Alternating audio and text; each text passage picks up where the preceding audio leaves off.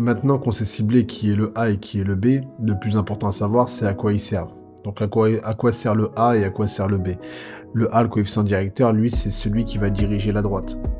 Et le B, l'ordonnée à l'origine, c'est l'endroit où la droite, justement, elle va venir taper l'axe des ordonnées. Donc c'est ce qu'on va voir de suite. En commençant par le A, le coefficient directeur.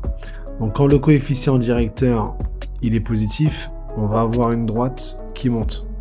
Voilà, une droite qui monte de cette manière-là. Et puis quand le A, le coefficient directeur, il est négatif, et ben on va avoir tout simplement une droite qui descend. Voilà, donc le A sert uniquement à ça, c'est lui qui va venir diriger la droite. Maintenant, concernant le B, on a dit que c'était l'ordonnée à l'origine, donc l'ordonnée à l'origine, c'est quand est-ce que la droite, donc cette droite-là, elle va venir taper l'axe des ordonnées. Donc quand est-ce qu'elle va venir taper l'axe des ordonnées, c'est ici. Voilà, c'est le point d'intersection entre la droite et l'axe des ordonnées. Et dans ce cas-là, c'est ici. Voilà, tout simplement. Donc le rôle du A, c'est de diriger la droite, et le rôle du B, c'est de vous donner l'endroit où la droite, elle va venir taper l'axe des ordonnées.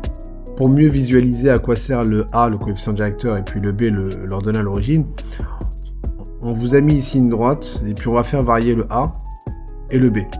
Alors le A, on voit bien ici que A égale à moins 5, donc c'est pour ça qu'on est dans le cas où la droite, elle descend, et puis plus vous allez faire varier le A, voilà, là le A il est négatif, donc voilà pourquoi on est dans le cas d'une droite qui descend, et puis dès que le A va passer dans les positives, et ben on est dans le cas où la droite elle monte, voilà tout simplement. Et puis si le A est ni négative ni positive, alors la droite ni elle monte ni elle descend. Le seul nom qui est ni positive ni négative, c'est 0. Donc la droite ici, ni elle monte ni elle descend. C'est une droite constante. Voilà, tout simplement. Voilà, maintenant je vais me mettre dans le cas où le A il est positif, donc ça fait une droite qui monte. Et maintenant on va regarder pour le B. Le B c'est l'ordonnée à l'origine, c'est quand est-ce que la droite elle va venir taper l'axe des ordonnées. Donc là ici B égale à moins 1, on voit bien que la droite ici elle passe à l'axe des ordonnées à Y égale à moins 1.